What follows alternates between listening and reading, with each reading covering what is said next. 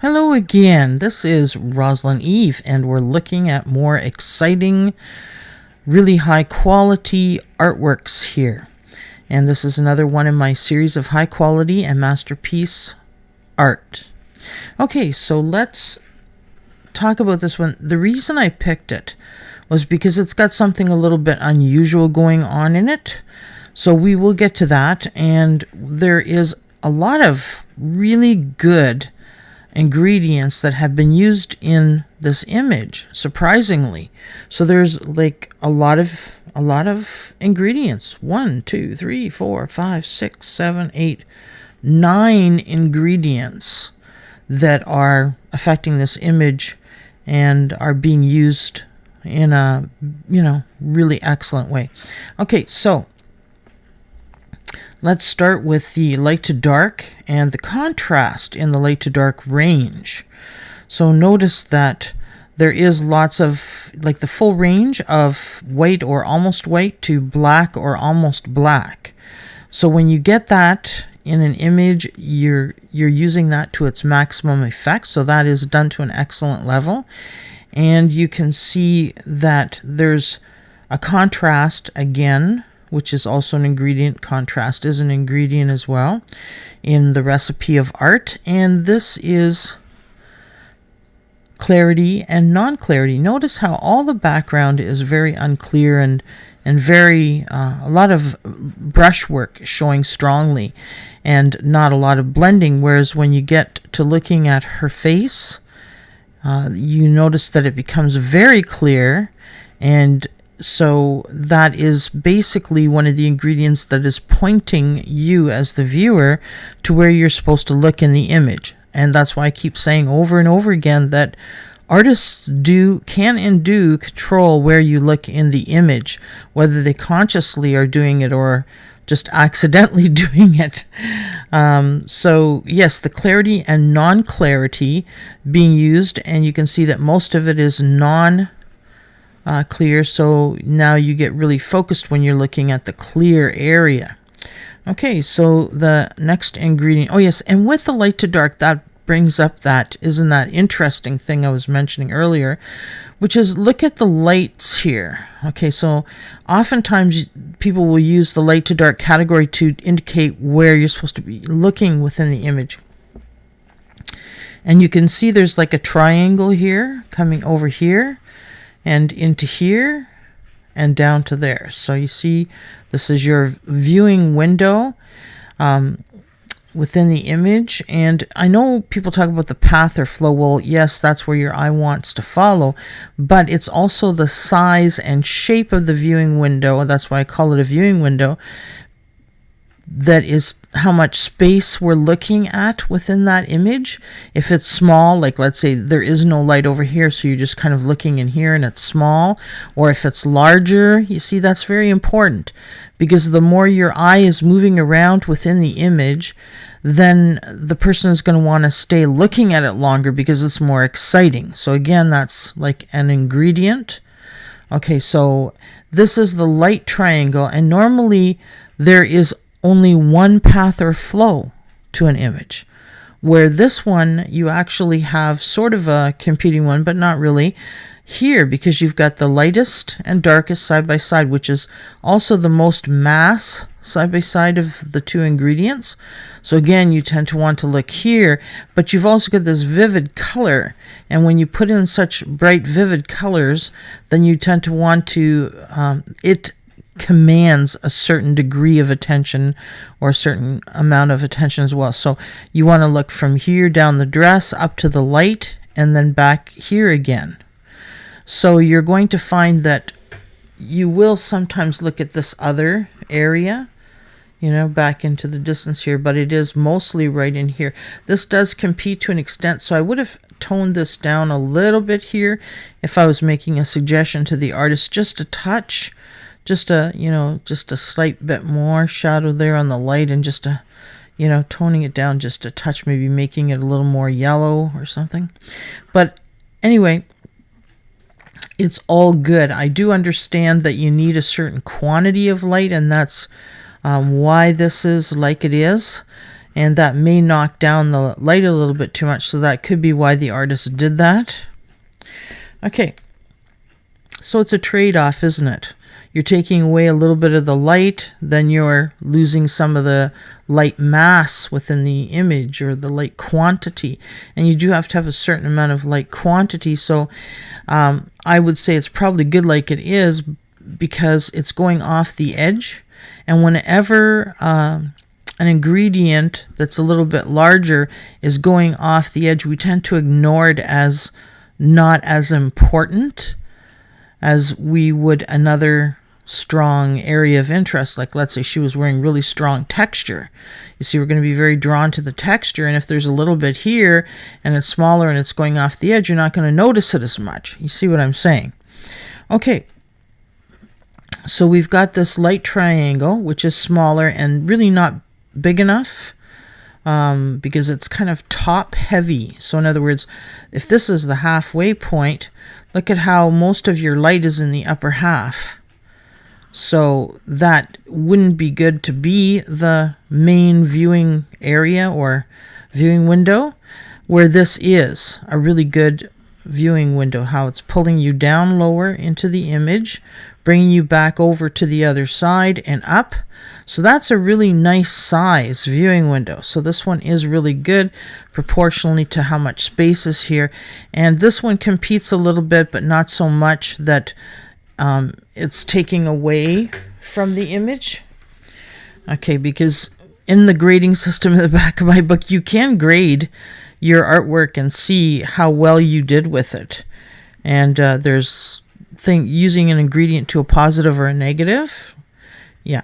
So texture, you can see they've used texture within the image. Look at these brush strokes and everything, how it creates all these little markings and lines and stuff. That creates a lot of excitement and interest within the image. But again, it's doing it in a non-clarity way, which helps to add both ways to the image. Three-dimensional shadowing, you can see that we've got lots of that as well. And that's really good. And the volume of dark space to light space is really good. And because it's mostly medium, like if you printed it out in black and white off your printer, then you would see, without the distraction of color, why you want to look where you look, because there's no color competing, and you would see this is more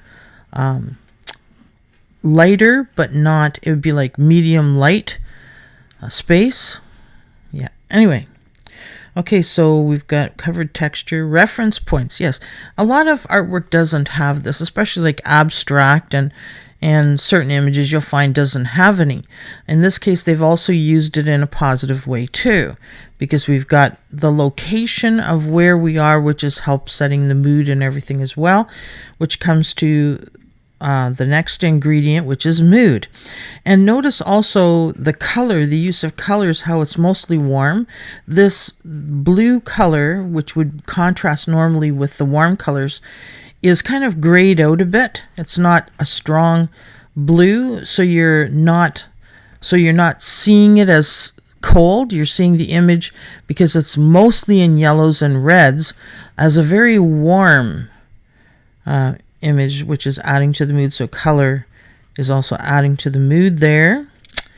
And reflections and shine was used in this one as well. We've got the light reflected on her. We've got little bits of light reflecting off of things, and light here reflecting off of things and off the dress. So you've got that three-dimensional shadowing, and we've got the reflections and shine. And it's the shine, not only the light, but the shine also in the eyes, that is making them look moist and real and beautiful like they are. And then we've got now we get to the final ingredient that they've used well in this image as well. So all of those were used really well, or to a level of excellence. So we've got contained the rule of thirds, which some of you will be familiar with and some won't. The rule of thirds, and we've talked about this in many of the videos, if you're taking you know, the X's and O's kids play with, the tic-tac-toe lines, and you've got, you know, 4 lines, cutting it in half, so you, or into 9 equal pieces. So if you're playing, you know, X, O, you know, X, like that, that's what the grid work looks like. So you've got it going about there, a third in, a third in, a third from the top down, third from the bottom up. See, those would be approximate. And you can see that they put the main area of interest on a third line. And anything that is inside this box shape that gets formed in the center, those lines are stronger. So if you put something on that line, the inner box line, then it's even stronger. And if you put it on the cross point, it's, I call it a PowerPoint, but that's just how I describe it. That's not part of the rule of thirds. It's just the way I see it. If you put it there, you're getting a really strong main area of interest. It will enhance it even that, like tweak it that much better. Okay, so this isn't perfect. So this would be the one ingredient that, you know, would be not as perfect as the rest of the image, that could have been used to, if they did it to maximum level, then they would have put it like on the cross point here, or the cross point here would be her eyes. But hey, you know, even masterpieces are not perfect. What people consider masterpieces or top quality work maybe would be, us regular people would say masterpieces because there's famous artworks. But yes, extremely high quality. So this would fit in that category of extremely high quality work. Okay, so I hope that you have enjoyed this analysis and enjoyed this artwork as much as I have. It's like a delicious recipe of art, and all the ingredients have blended together to make a magnificent expression of the artist. And so I would like to bring up again where you can find them, which is, let's see if we can get it to come up here, Photos of Art Broker, SARICA. So I don't know if this one is going to be sold or not by the time you get there to have a look, but you always have this video to reference. And his name is AHMET, and that's his first name. His second name is TURKOGLU. So is it Ahmet Tu? I'm not sure. Okay, I gave it my best shot there. Okay, so this is me, in case you would like to have an analysis of your artwork, so you can understand things that you would like to improve with your work. And this is, of course, my Facebook page, and of course, Practical Art Analysis, because I'm a practical art analyst. And what is a practical art analyst? Somebody who uses the analysis process to try to help artists to become more strong and memorable. We're trying to get you to create art that's very strong and memorable. Okay. And practicalartanalysis@gmail.com is my email. Okay, so hit the subscribe, and we'll see you next time. And then you can enjoy more of these wonderful pieces of art. Okay, thank you, and bye for now.